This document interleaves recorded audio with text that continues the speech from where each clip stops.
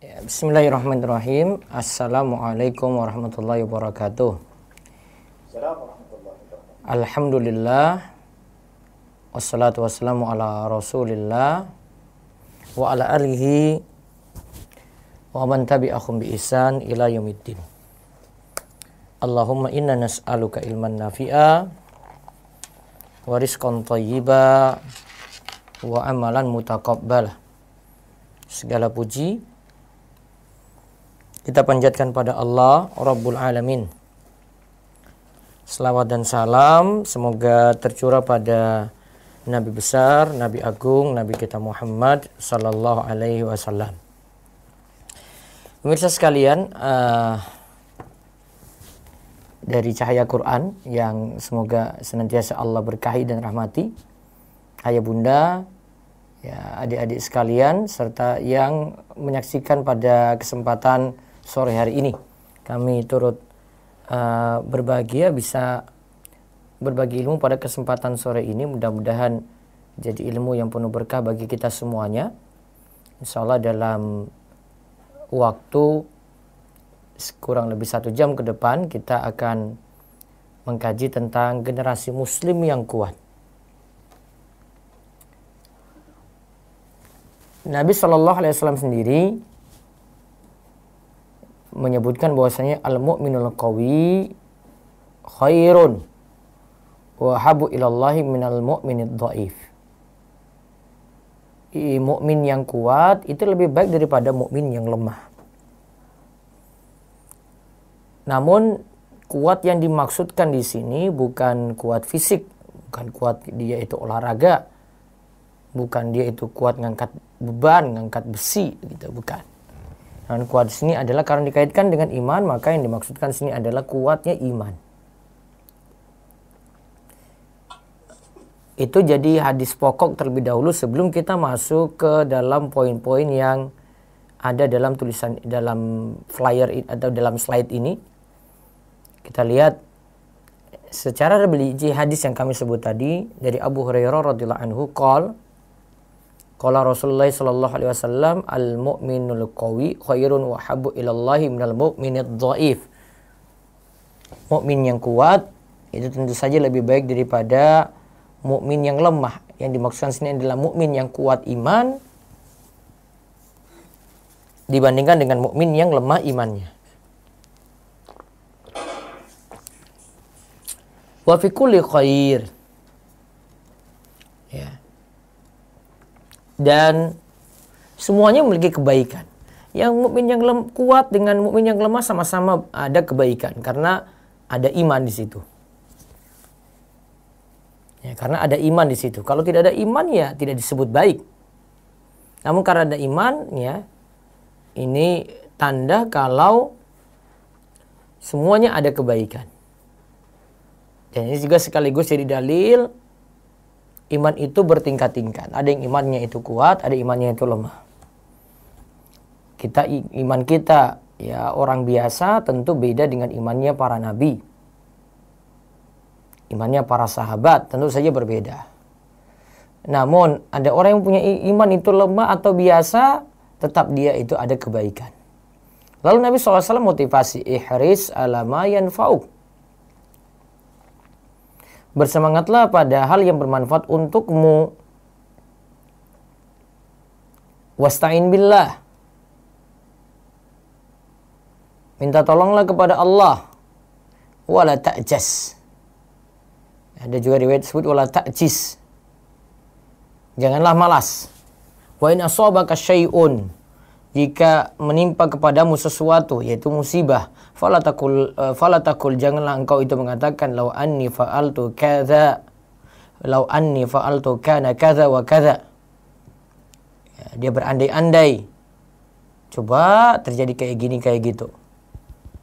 Walakin kul, namun katakanlah qadarallahu wa ma syaa fa'al. Ini semua sudah jadi takdir Allah. Apa saja yang Allah kehendaki itu pasti terjadi. Fa inna law taftahu amala syaitan, karena law itu membuka amalan syaitan. tentu akan ragu-ragu kita akhirnya menolak takdir, kita akhirnya banyak bersedih, kita akhirnya jadi tidak semangat, kita akhirnya tidak move on. Kita akhirnya terhanyut dalam musibah terus tidak mau untuk bangkit dari musibah ini. Ya. Dalam pembahasan terakhir ini diajarkan tentang takdir. Berarti orang muslim yang kuat dalam hal iman juga tentu harus kuat. Dalam memahami takdir juga kuat. Maka tanda dia itu muslim yang lemah gimana? Ini karena kaitannya dengan takdir di sini ya. Keyakinannya pada takdir itu lemah, sikapnya dalam memahami takdir juga lemah. Dia jadi orang yang cepat putus asa, cepat bersedih, terhanyut dalam musibah gitu. Dan seterusnya.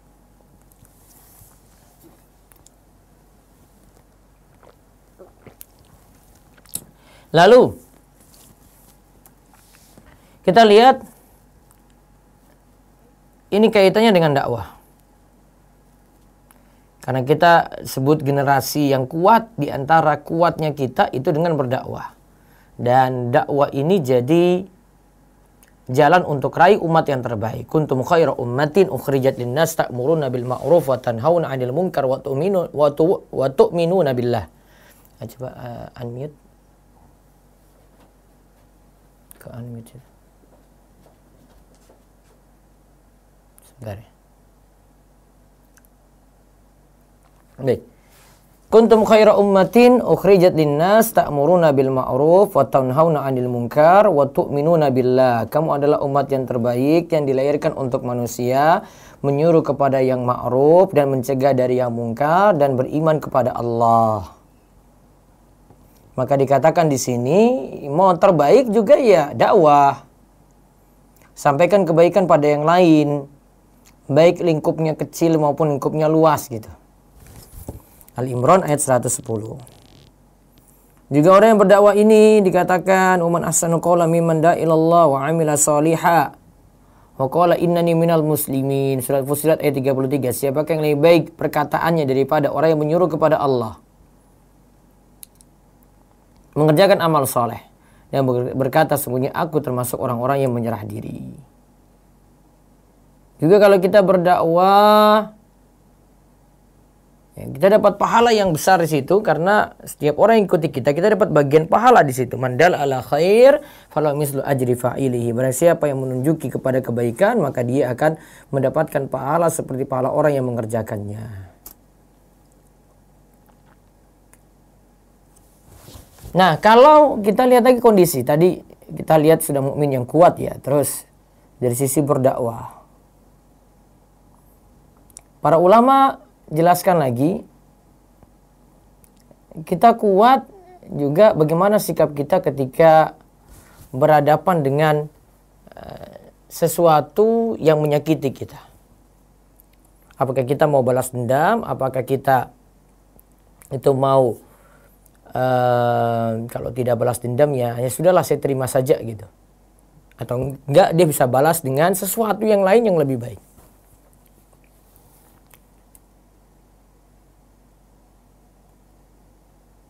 Nah, kalau kita lihat di sini disebutkan summa awrasnal kitaba allazina istafaina min ibadina faminhum zalimun li nafsihi wa minhum muqtasid wa minhum sabiqun bil khairat bi iznillah dzalika wal fadlul kabir. Surat Fatir ayat 32 sebutkan, kemudian kitab itu kami wariskan kepada orang-orang yang kami pilih. Kami pilih di antara hamba-hamba kami. Lalu di antara mereka ada yang menzolimi diri sendiri, ada yang pertengahan, dan ada pula yang lebih dahulu berbuat kebaikan dengan izin Allah. Yang demikian itu adalah karunia yang besar. Di sini sebutkan ada yang sikapnya itu dia zolim. Artinya kalau dibuat jelek ya dia balas lebih jelek lagi. Ada yang sifatnya itu muktasid, sifatnya itu pertengahan. Kemudian ada yang sabiqun bil khairat. Maka kita bagi di sini ada orang yang disebut as-sabiquna bil khairat yang bersegera dalam kebaikan. Golongan terbaik ini Mereka ini melakukan yang wajib dan sunnah, meninggalkan yang haram dan makruh, menyempurnakan amalan-amalan dianjurkan. Mereka disebut memiliki sifat yang sempurna. Nah, ini pembagiannya nanti kita ayat tadi, ya, sikap ini, 3 macam orang mukmin ini sebenarnya bukan bahas tentang masalah balas dendam ya. Nanti ada kaitannya, saya akan singgung setelah ini. Tapi ini lagi membahas 3 macam orang mukmin dari sisi mana yang lengkap dalam beramal. Ya, mana yang lengkap dalam beramal. Kalau kita lihat ada zalim, ada muktasid, ada sabiqun bil khairat. Ada yang pertama di sini yang sabiquna bil khairat. Sabiquna bil khairat ini, kalau sabiqun itu berarti orang yang bersegera. Bil khairat berarti bersegera dalam kebaikan. Mereka ini melakukan yang wajib dan melakukan yang sunnah. Terus meninggalkan yang haram dan meninggalkan yang makruh. Lalu mereka menyempurnakan amalan-amalan yang dianjurkan. Mereka ini disebut memiliki sifat yang sempurna. Nah, kalau kita lihat dari ayat tadi, ini disebutkan yang terakhir nih. Faminhum dzalimun li nafsi wa minhum muqtasid wa minhum sabiqun bil khairat bi isnillah. Dzalika huwal fadlul kabir. Kemudian golongan yang kedua berarti muqtasid atau al-muqtasidun. Ini adalah golongan pertengahan. Mereka ini merasa cukup dengan mengerjakan yang wajib saja dan meninggalkan yang haram. Yang sunnah kurang, yang makruh masih dikerjakan. Ya, ini kita sebut dengan golongan pertengahan. Yang ketiga, adzalimuna li anfusihim. Orang yang zalim pada dirinya sendiri, yaitu golongan yang paling buruk, yaitu mereka yang mencampur adukan perbuatan yang baik dengan perbuatan yang lain yang keji. Mereka disebut zalim li nafsihi, zalim pada dirinya sendiri. Mereka tidak masuk as-sabiquna bil khairat. Mereka juga tidak masuk di dalam muqtasid karena mereka di sini ya melakukan kezaliman pada dirinya sendiri. Jadi wajibnya itu tidak ada. Kemudian yang haram itu diterjang. Berarti mereka zalim pada diri sendiri. Nah, ini pembahasannya yang bagus. Ini ada nukilan dari ulama. Ya, selain kita tadi lihat mukmin yang kuat, yang berdakwah, kemudian 3 mukmin yang utama ya. Nanti ada pembahasan yang mirip dengan tadi. Ini sebenarnya dalam menyikapi juga kalau kita itu dizolimi. Istilahnya bersama tadi. Ada golongan yang disebut muqtasid pertengahan. Ada golongan disebut muhsin. Ada golongan disebut zalim juga. Kalau zalim itu berarti dia dizolimi. Dia balas dengan yang lebih parah. Kalau muqtasid itu pertengahan berarti dia disakiti. Dia balas dengan itu juga. Sama berarti balasannya. Kemudian ada yang muhsin. Dia dibuat jelek tapi dia balas dengan yang lebih baik. Nah, sekarang kita lihat muslim yang kuat ini dari sisi akhlaknya ya. Ini dicontohkan oleh para salafus soleh. Ada 13 akhlak utama. Akhlak utama salafus soleh ya. Yang pertama mereka amar ma'ruf nahi mungkar. Seperti tadi disebutkan. Kuntum khaira ummatin ukhrijat linnas ta'muruna bil ma'ruf wa tanhauna 'anil munkar wa tu'minuna billah. Kamu adalah umat yang terbaik yang dilahirkan untuk manusia. Menyuruh kepada yang ma'ruf dan mencegah dari yang mungkar dan beriman kepada Allah. Terus mereka punya sifat lagi lemah lembut. Lemah lembut di sini bisa jadi dari sisi sikap, dari sisi ucapan. Allah katakan dalam surat An-Nahl ayat 125, ud'u ila sabili rabbika bil hikmati wal mau'izatil hasanah wajadilhum billati hiya ahsan.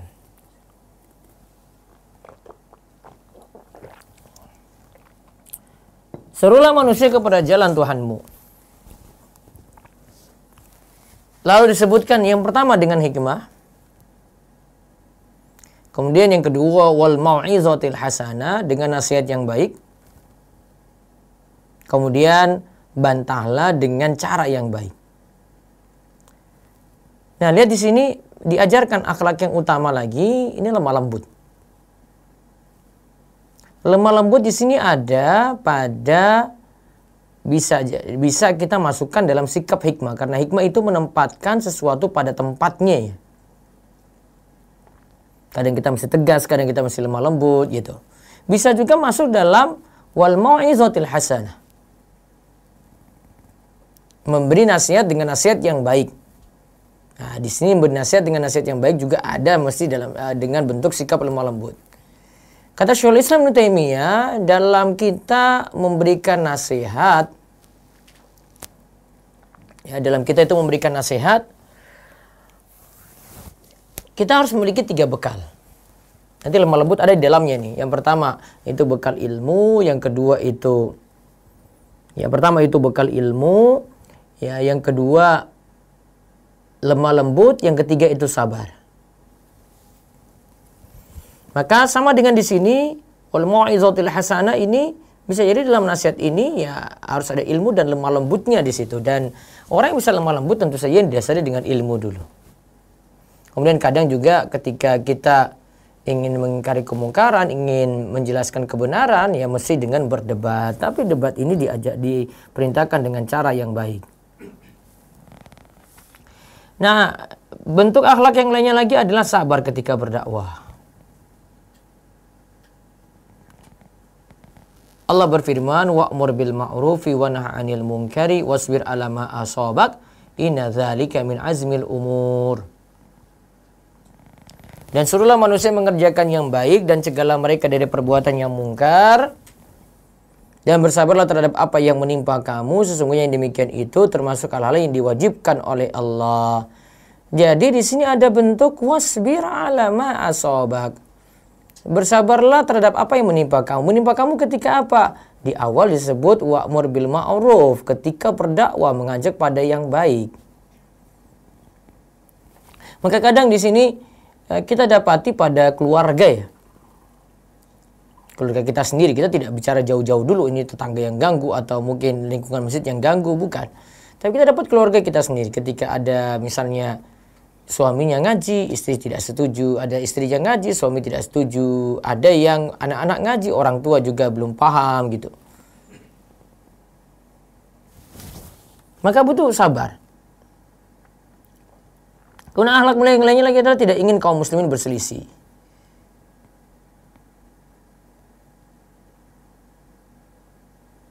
Mereka punya prinsip, kalau Ahlussunnah wal Jamaah itu punya prinsip kaum muslimin itu mesti bersatu. Namun saat bersatu tentu saja di atas kebenaran. Mereka menarik hati setiap orang, menyatukan kalimat di atas kebenaran, juga menghilangkan perpecahan dan perselisihan. Akhlak yang mulia yang lainnya lagi adalah memberi nasihat. Nah, sebentar, ini jaringannya error.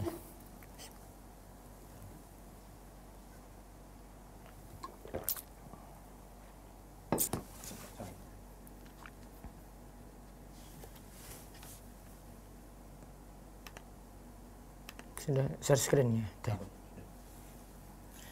Nah, akhlak mulia yang lainnya lagi adalah memberi nasihat.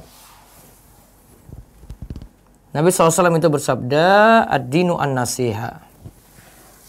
Agama itu adalah nasihat. Kami berkata kepada siapa? Beliau menjawab, lillahi, wali kitabihi, wali rasulihi, wali a'immatil muslimina wa ammatihim. Agama itu adalah nasihat. Itu kepada siapa? Kepada Allah, kepada kitabnya, kepada rasulnya, kepada pemimpin kaum muslimin, serta kaum muslimin secara umum. Nasihat ini secara pengertian seperti disebutkan dalam Jami'ul Ulum wal Hikam adalah iradatul khair lil ghair. Secara singkat seperti itu, menginginkan kebaikan pada yang lain. Namun kalau dikaitkan dengan nasihat kepada Allah, nasihat kepada kitab, nasihat kepada Rasul, ini maksudnya mewujudkan hak-hak Allah. Berarti kalau nasihat kepada Allah berarti beribadah yang benar kepada Allah. Terus nasihat kepada kitab itu berarti ya hak-hak kepada kitab juga diwujudkan. Mengimani Al-Quran, menjalankan hukum Al-Quran. Kita kan pakai kitab suci kita Al-Quran ya. Membacanya, menghayatinya, mentadabburinya, menjalankan hukumnya, meyakini bahwasanya Al-Quran itu adalah kalamullah, bukan makhluk.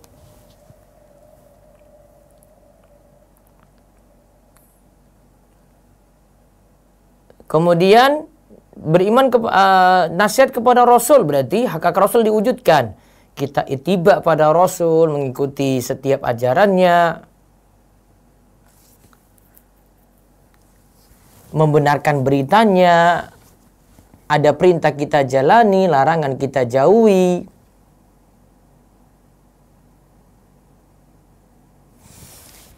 Dan nasihat kepada pemimpin berarti menginginkan kebaikan pada pemimpin kita. Ya, kita doakan mereka, menginginkan kebaikan bagi mereka, tidak jatuhkan kehormatan mereka. Nah, itu. Sedangkan nasihat kepada kaum muslimin secara umum berarti kita mengajarkan ilmu, tebarkan ilmu, ya. Spesialisasi pada ilmu tertentu, kemudian kita ajarkan pada yang lainnya. Mungkin yang bisa dalami Al-Quran, diajarkan Al-Quran secara mendalam. Yang bisa dalami hadis, dia ajarkan hadis secara mendalam. Gitu. Perincian hadis ini sangat detail sekali kalau para ulama itu jelaskan. Ada pembahasannya kalau mau melihat di pembahasan hadis Arba'in nomor 7 karya Imam Nawawi, dan dia penjelasan-penjelasan para ulama tentang hadis ini.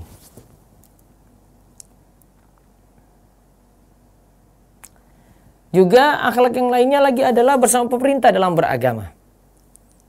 Nah, ini bahkan dikatakan sebagai akhlak, dan ini kalau di dalam buku akidah masuk dalam bagian akidah.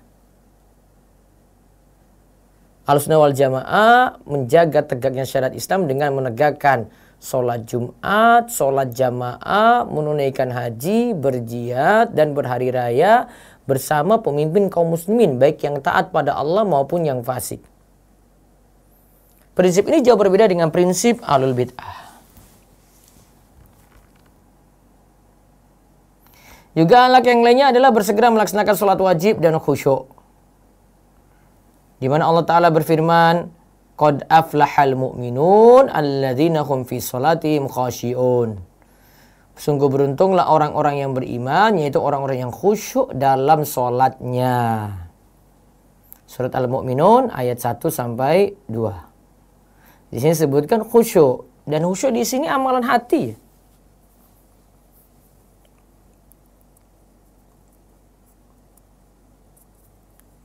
Dan kalau kita bahas khusyuk, ya, kalau kita bahas khusyuk, ya berarti memperbaiki sholat kita juga gitu. Karena khusyuk bisa diperoleh kalau kita ittiba pada Nabi SAW dalam sholat. Kita tidak buat kreasi-kreasi baru untuk gerakan-gerakan sholat kita. Juga akhlak yang mulia lagi yang lainnya dari salafus saleh adalah semangat qiyamul lail. Dari Aisyah radhiyallahu anha, ia menceritakan bahwasanya Nabi sallallahu alaihi wasallam biasa menunaikan sholat malam sampai kakinya pun terlihat memerah atau pecah-pecah. Aisyah mengatakan, kenapa engkau melakukan seperti ini wahai Rasulullah?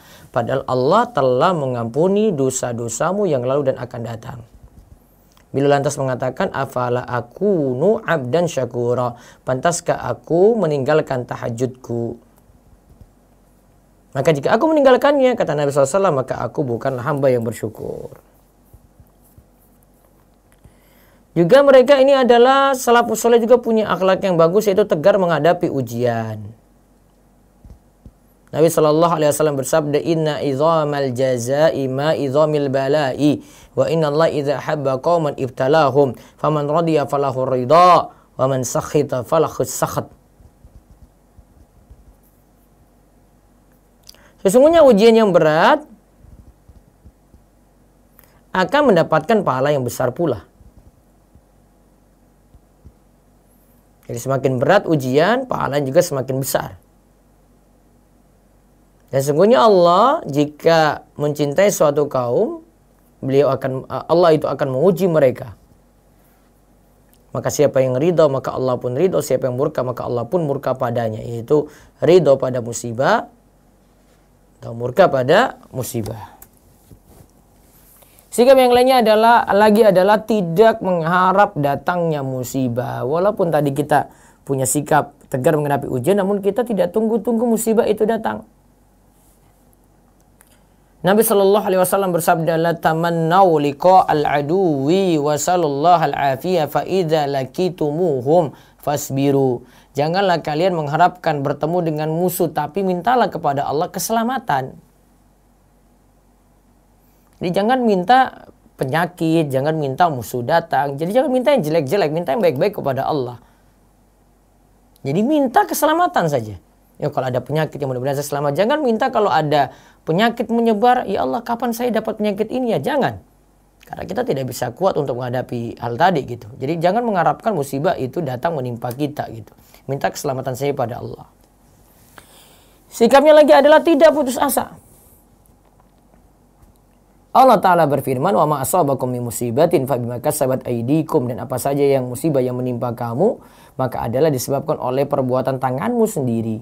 Asy-Syura ayat 30.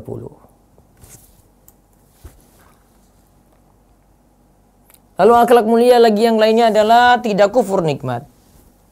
Nabi sallallahu alaihi wasallam itu bersabda, "Unzuru ila man asfala minkum wa la tanzuru ila man huwa fawqakum. Fa huwa ajdaru alla tasdaru nikmatallahi alaikum." Pandanglah orang yang berada di bawahmu dalam masalah harta dan dunia, dan janganlah engkau pandang orang yang berada di atasmu. Dengan demikian, hal itu akan membuatmu tidak meremehkan nikmat Allah padamu. Di sini, biar kita tidak kufur nikmat, tidak meremehkan nikmat, maka pandang orang yang di bawah kita. Nah, sifat salafus soleh, mereka itu tidak kufur nikmat. Juga menghiasi diri lagi dengan akhlak yang mulia. Sifat salafus soleh juga menghiasi diri dengan akhlak yang mulia. Nabi SAW bersabda, "Inna min ahabbikum ilayya wa akrabikum minni majlisan yaumal qiyamah ahasinakum akhlaqah." Sesungguhnya di antara orang yang paling aku cintai dan yang tempat duduknya lebih dekat kepadaku pada hari kiamat adalah orang yang bagus akhlaknya. Bagus akhlak ini bagaimana? Bermuka manis, bergaul dengan orang lain dengan cara yang baik, sikapnya terhadap istri baik, terhadap anak-anak juga baik, terhadap orang tua demikian. Sikapnya pada tetangga juga sama. Ya. Kadang perselisihan itu mulai terjadi kalau sudah sangkut paut dengan masalah dunia deh. Sama keluarga cekcok, dengan saudara cekcok gara-gara masalah harta. Gugat waris, ya, tuntut perihal pembagian ini, pembagian itu. Akhirnya akhlak-akhlak yang rusak itu muncul gara-gara urusan dunia tadi. Nah, ini yang terakhir tadi kita bahas 13 akhlak salafus saleh. Jadi kesimpulannya dari bahasan kita tentang perihal generasi muslim yang kuat, yang pertama tadi orang mukmin ya mesti kuat, yaitu kuat imannya. Tentu modal paling utama adalah dia thalabul ilmi, dengan dia memperkuat iman dengan belajar. Kemudian yang kedua tadi adalah dengan berdakwah. Tadi berdakwah itu adalah umat yang terbaik, memiliki perkataan yang terbaik, dia dapat pahala yang besar juga gitu. Ya, saat ini dia bisa gunakan berbagai macam media untuk berdakwah sesuai kemampuan ilmu dulu ya. Jadi ilmu ditimbang-timbang, kemudian menggunakan media-media tadi untuk berdakwah. Kemudian bisa juga tadi yang terakhir yang kita sebut generasi muslim yang kuat, meneladani salafus soleh dalam berakhlak. Ada kurang lebih 13 poin tadi disebutkan sampai pada menghiasi diri dengan akhlak yang mulia. Semoga Allah membekali kita jadi muslim dan mukmin yang kuat imannya. Demikian, mudah-mudahan jadi ilmu yang manfaat. Silakan Ustadz Andi Hakim bisa lanjut dengan tanya jawab.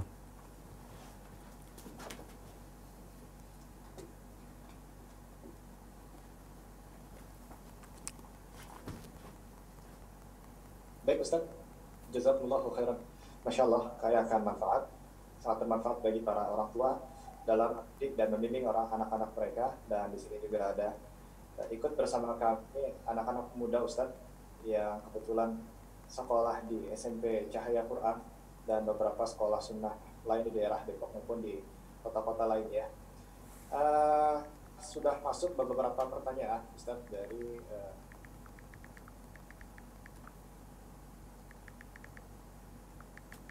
yang pertama,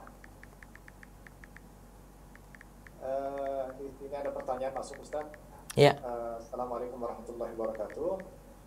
Ustaz izin bertanya, umur berapa Rasulullah SAW belajar berdagang? Dan kalau zaman sekarang apa yang bisa kita praktekkan dari sunnah tersebut? Gitu Ustaz. Ustaz. Kalau tanya Rasulullah mulai berdagang yang mulai usia muda beliau ya. Saat mulai diasuh oleh Abu Thalib, sebagai kakek beliau, kemudian Abu Thalib bawa beliau ke Syam. Umur pastinya ini yang jelas ya sekitar umur 11-an gitu ya. Sampai umur 25 beliau yang akhirnya itu kemudian menikah dengan Khadijah. Tapi kalau ditanya apa anak itu mesti berbisnis berdagang juga, saya kurang sepakat gitu. Karena setiap orang nanti dengan bidang masing-masing. Nabi SAW itu katakan tadi hadis yang awal yang kita bahas ya. Ini jadi rujukan dari pembahasan ini ya. Tadi disebut ikhris ala ma yanfa'uk wasta'in billah wala ta'jis. Bersemangatlah dalam hal yang bermanfaat untukmu. Minta tolong pada Allah dan jangan lemah. Maka mana pekerjaan yang terbaik? Nah, ini dalilnya. Kalau itu manfaat, ya tekuni itu. Saat pembahasan hadis di dalam kitab Bulughul Maram, Nabi SAW itu sebutkan hadis ayul kasbi atyab. Pekerjaan apa yang paling baik? Kemudian Nabi SAW sebutkan dua hal. Ya, amalu rajuli biyadi wa kullu bai'in mabrur. Pekerjaan seorang itu dengan tangannya dan setiap jual beli yang diberkahi. Dan di sini Nabi sebut ini pekerjaan yang terbaik, tapi Nabi sebutkan dua. Ada satu dagang yang diberkahi. Yang pertama malah Nabi sebut pekerjaan dengan tangan orang itu sendiri. Apa pekerjaan dengan tangan di sini? Bisa jadi pekerjaan dengan tangan itu bertani. Bisa jadi pekerjaan dengan tangan itu kerajinan. Bisa jadi ada industri-industri kecil yang nanti bekerja juga dengan tangan. Jadi kalau sebut berdagang tadi ada nomor 2 di situ disebut oleh Nabi SAW ketika beliau sebut mata pencarian terbaik. Kesimpulan dari Syekh Abdullah Fauzan juga Syekh Ali Bassam ketika menjelaskan hadis dalam Bulughul Maram ini, mereka sepakat kalau pekerjaan terbaik lihat dari keadaan orang masing-masing, kemampuannya apa dalam bekerja. Mungkin ada yang bisa jadi pegawai, ada yang jadi pebisnis, yang penting pekerjaannya itu halal. Jadi kesimpulannya di situ. Jadi tidak mesti anak disuruh berbisnis, karena ada orang disuruh berbisnis dia nggak bisa, tapi kalau disuruh jadi pegawai bisa. Ini realita yang terjadi ya. Jadi arahkan anak sesuai dengan kemampuan dia dulu gitu ya. Oh dia ini kayaknya senangnya menulis ya, sudah diajarkan menulis gitu. Wah anak ini kayaknya senangnya, wah dia itu programmer nih, kayaknya komputer kok pintar banget ya, diarahkan ke situ gitu. Wah anak ini sebenarnya dengan yang pokoknya berbau bisnis deh. Wah dia sudah paham nih marketing di media sosial, di marketplace. Ya sudah itu bidang dia. Jadi tidak mesti orang itu dengan berdagang. Dan Nabi SAW tidak wajibkan semuanya untuk berdagang. Nah ini mudah-mudahan ayah bunda bisa pahami ya. Wallahu a'lam. Buat ayah bunda untuk kembali melihat potensi anaknya masing-masing, kemana anak-anak kita lebih suka gitu ya. Iya, gitu Ustaz Andi. Baik, yang pertanyaan yang kedua Ustaz. Bismillah, Assalamualaikum Ustaz. Apa hukumnya bercita-cita menjadi YouTuber Ustaz? Ini bisa jadi YouTuber tapi YouTuber yang dakwah saja. Boleh sih jadi YouTuber, boleh. Tapi tergantung dia YouTubernya bagaimana. Ya. Kalau YouTuber yang suka prank, ya, saya cuma sarankan meminta perlindunganlah pada Allah dari YouTuber kayak gitu. YouTuber yang suka joget-joget, ya minta perlindungan pada Allah, jangan jadi seperti itu. Cari yang beri manfaat. Sekarang kan kolom YouTube tuh macam-macam. Saya bisa bagi, ada yang ya cuma main-main saja, yang cuma tonjolkan kehidupan dia, ada tonjolkan kayak dia, kan ini nggak manfaat gitu ya. Saya kurang senang gitu kalau lihat seperti itu. Jadi yang biasa saya subscribe itu yang pokoknya bawa ilmu lah. Oh ini lagi cerita bisnis, oh ini lagi cerita keilmuan, oh ini lagi cerita ya mungkin anak kuliah, oh ini lagi bahas skripsi, lagi bahas tesis, lagi bahas disertasi. Kayak gitu diikuti, dan banyak yang berbagi ilmu seperti itu di YouTube. Kalau mau jadi YouTuber yang kayak gini gitu. Ya, kalau dari sisi penghasilan ada ini ya. Penghasilannya bisa jadi dua sisi di situ. Yang pertama, karena kan ada AdSense itu ya. Tapi sejatinya AdSense itu ada ketika pengguna YouTube itu memakai YouTube ya dengan gratisan. Sekarang ada YouTube Premium. Maka kalau dia tidak mau dapat iklan ya beli YouTube yang premium, langganan tiap bulan. Sehingga kalau ada yang persoalan, Ustaz itu kan ada iklannya. Iya, salah kamu pakai yang gratis. Kalau pakai gratis mana-mana ya, ada di HP Android, kalau gratis coba lihat aja, lihat iklan di bawah itu. Nah, selalu aplikasi gratis kayak gitu. Maka kalau mau selamat dari iklan ini, ya bayar. Nah, sehingga kalau memang dia dapatnya YouTube ini bisa ada dua kemungkinan itu ya, secara hukum dari sisi penghasilan boleh-boleh saja. Yang penting konten. Sekarang isi kontennya itu apa? Kalau konten yang manfaat jadi halal. Yang jelas pokoknya mau jadi YouTuber cari ya konten yang punya manfaat untuk orang banyak, bukan konten maksiat. Wallahu a'lam. Ada pertanyaan selanjutnya, Ustaz. Assalamualaikum warahmatullahi wabarakatuh. Ustaz, assalamualaikum. Waalaikumsalam. Mohon izin bertanya. Tadi disebutkan ada 13 ciri-ciri orang salafus saleh, misalnya hanya beberapa saja atau tidak 13 ciri-ciri tersebut. Apakah masih disebut salafus saleh atau tidak, Ustaz? Ya, dia mengikuti salaf tapi kurang sempurna dalam beberapa hal. Karena halal tadi yang disebutkan 13 tadi itu halal pokok itu ya. Kesempurnaan lah, kalau tidak pokok itu kesempurnaan. Berarti kalau dia tidak ikuti ini, kita tidak ikuti itu, berarti kurang sempurna dalam berakhlak. Wallahu a'lam. Tidak mengeluarkan dari salafus soleh. Nah, Ustaz. Assalamualaikum Ustaz. Anda punya usaha dengan supplier yang mensuplai barang dengan sistem pembayaran tempo. Ketika usaha Anda mengalami penurunan omset, khawatir dengan pembayaran yang sudah mau jatuh tempo, apakah itu termasuk sifat tidak bersyukur? Tidak bersyukurnya bagaimana ini ya? Saya belum paham. Tadi sudah awal sudah paham itu, tapi ketika endingnya dia tanya tidak bersyukurnya gimana itu? Ya, coba dipending dulu Ustaz ya. Dipending dulu ya. Ustaz ya. Baik. Selanjutnya Assalamualaikum hayakallah barakallahu fiik. Ustaz, bagaimana mendidik anak zaman sekarang di mana ortu itu seperti kalah pamor oleh gadget? Dan bagaimana cara efektif menularkan semangat menuntut ilmu syar'i kepada anak-anak yang beranjak remaja? Baik. Kalau mau belajar lebih detail mendidik anak, ini saya sarankan, walaupun buku ini dari sisi manhaj ini ya, tapi sisi kontennya. Tarbiyatul Aulad fil Islam. Ini karya Dr. Abdullah Nasi Ulwan. Ya, cuma beberapa poin akidah saja dia ini. Karena ini orang pergerakan, tapi semua ulama akui ini sampai mereka buat kritikan-kritikan khusus untuk buku ini. Berarti ada sisi salahnya, tetapi itu cuma beberapa poin saja. Tapi secara umum buku ini saya nganggap recommended ini. Saya punya bahasan juga ada di YouTube tentang masalah pendidikan anak ini. Kunci utama mendidik anak itu ya termasuk untuk menyikapi di zaman milenial seperti ini, di masa era digital, 1 keteladanan, 2 kebiasaan, 3 nasihat, 4 pengawasan, 5 memberikan hukuman. Ingat aja 5 ini. Ini poin ringkasan dari berbagai macam dalil sebenarnya. Tapi beliau himpun dengan memberikan contoh-contoh. Ada keteladanan ya. Teladan dari siapa? Sekolah yang paling baik itu bukan sekolah yang mahal. Sekolah paling baik itu adalah keluarga. Keluarga yang jadi teladan gitu. Sekolah yang paling baik itu bukan sekolah mahal. Ingat di sini ayah bunda. Sekolah mahal, dia sudah masuk sekolah mahal, pulang ke rumah, keadaan di rumah, ayah bundanya marah-marah, beri contoh nggak baik, ayah bundanya malas-malasan, ayah bundanya sholat nggak tepat waktu, pending sholat terus, urusannya dunia terus gitu ya. Ya sudah, anak kayak gitu juga. Butuh teladan. Teladan siapa untuk anak? Bukan pak gurunya di sekolah. Pak guru itu cuma ketemu berapa kali, setelah dia balik ke rumah lebih sering ketemu dengan orang tua.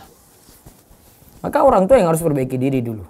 Kita sebagai orang tua yang harus banyak koreksi diri sebenarnya.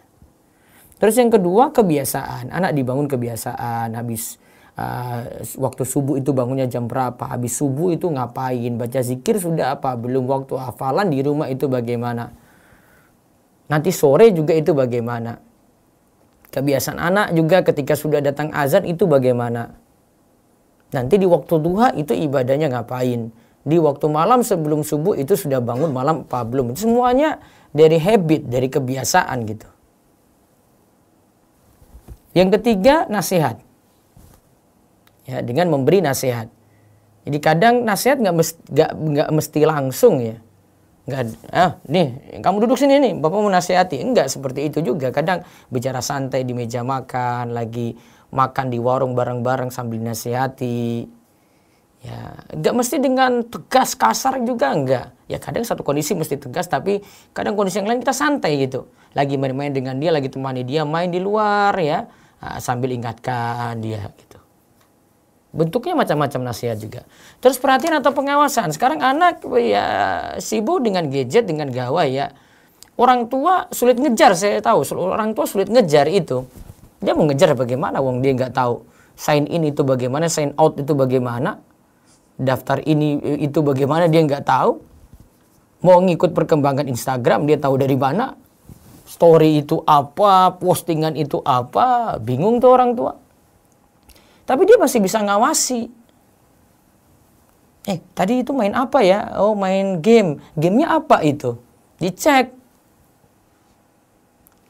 Ya, anak sih kalau bisa tidak diberi kebebasan dulu pakai HP kalau usia-usia SD gitu ya. Ya, dia kalau pakai main HP ya pakai HP bundanya atau ayahnya saja gitu.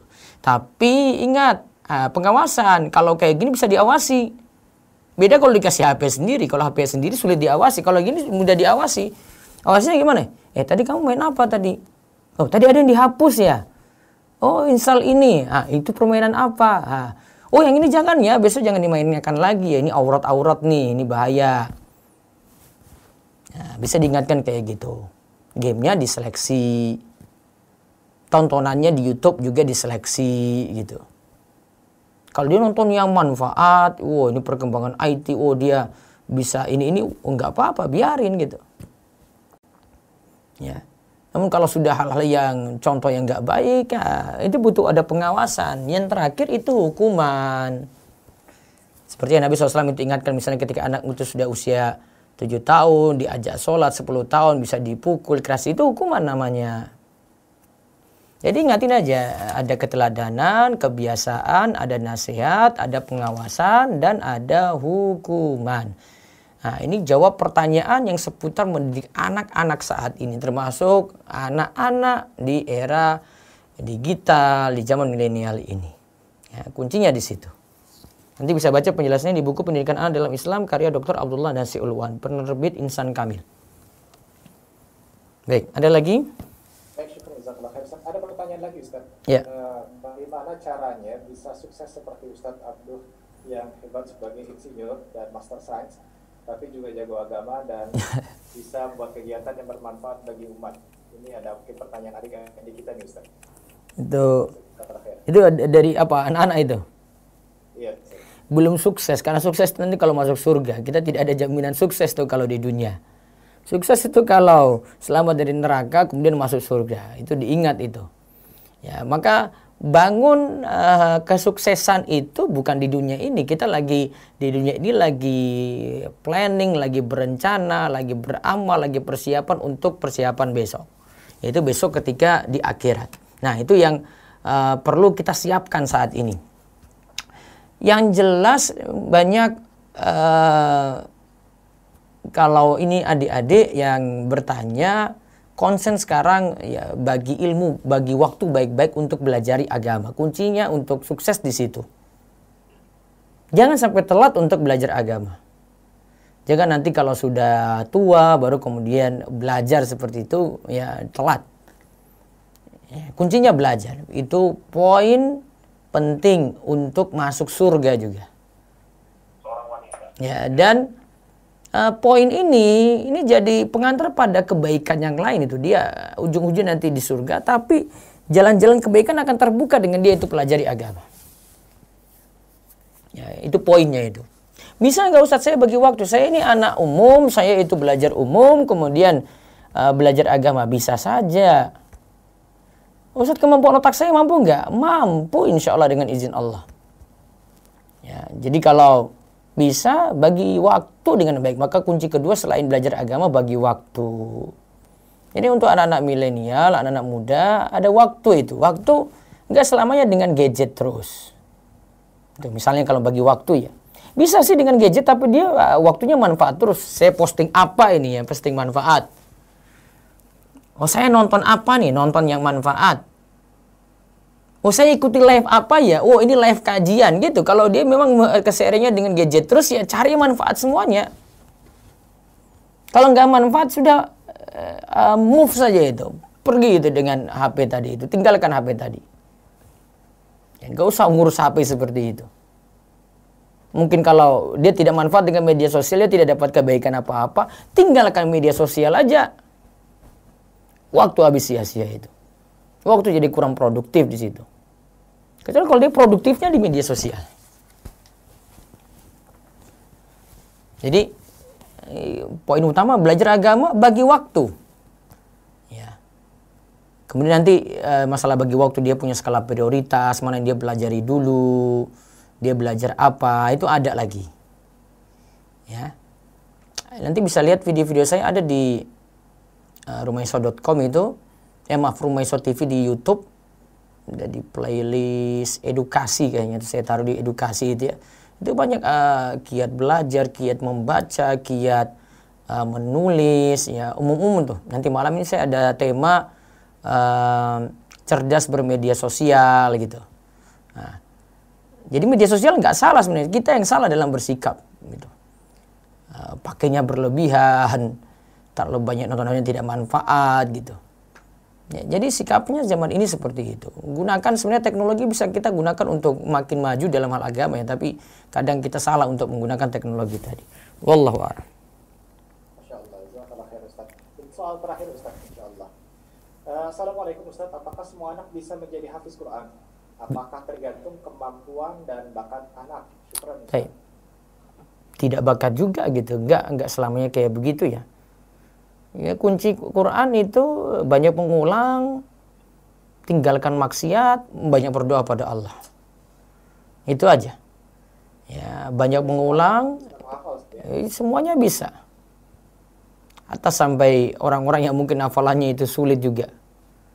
Ada seorang murid Imam Syafi'i Ar-Rabi' bin Sulaiman itu. Dia penyusun, jadi Imam Syafi'i itu tulis kitab Ar-Risalah, termasuk juga Al-Um itu, beliau tidak tulis sendiri, tapi muridnya yang nulis. Atas namakan Imam Syafi'i gitu. Jadi kita tahunya ya Risalah dengan Al-Um itu ya karya Imam Syafi'i, tapi sejatinya itu muridnya yang nulis dari rangkuman-rangkuman perkataan Imam Syafi'i. Nah, Ar-Rabi' bin Sulaiman itu orang yang istilahnya kalau lihat dalam sejarah itu paling lambat sebenarnya untuk nangkap. Ya, paling lambat untuk nangkap. Tapi dia tidak menyerah seperti itu. Imam Syafi'i juga berikan kepercayaan ke dia supaya motivasi dia untuk belajar gitu. Jadi kalau bilang untuk jadi ulama besar itu bakat juga enggak. Ar-Rabi' bin Sulaiman ini tidak tunjukkan bakat dia ya di situ. Bahkan awalnya dia itu orang yang sulit nangkap pelajaran. Tapi dengan izin Allah, semua ketika itu dimudahkan untuk dia. Dia bantu Imam Syafi'i dalam menulis kitab Ar-Risalah, dalam kitab Al-Um, itu sudah luar biasa. Dan tahu kemampuan dia setelah itu, setelah dapat motivasi-motivasi luar biasa dari gurunya, Muhammad bin Idris Asy-Syafi'i. Wallahu a'lam. Baik, alhamdulillahirrahmanirrahim. Waktu sepatutnya bukan pukul 5, artinya kebersamaan kita sama dengan Ustaz Muhammad Abdul Wasikal harus kita akhiri. Namun sebelum diakhiri mungkin ada pesan dari Ustaz sebagai closing statement dalam kajian pada kesempatan sore hari ini. Ustaz. Closing statement ini mumpung ayah bunda dan adik-adik semua yang ikut mendengar juga pada zaman ini, pokoknya manfaatkan waktu baik-baik deh. Teknologi gunakan untuk kebaikan, media-media yang ada gunakan untuk kebaikan, media sosial gunakan untuk kebaikan.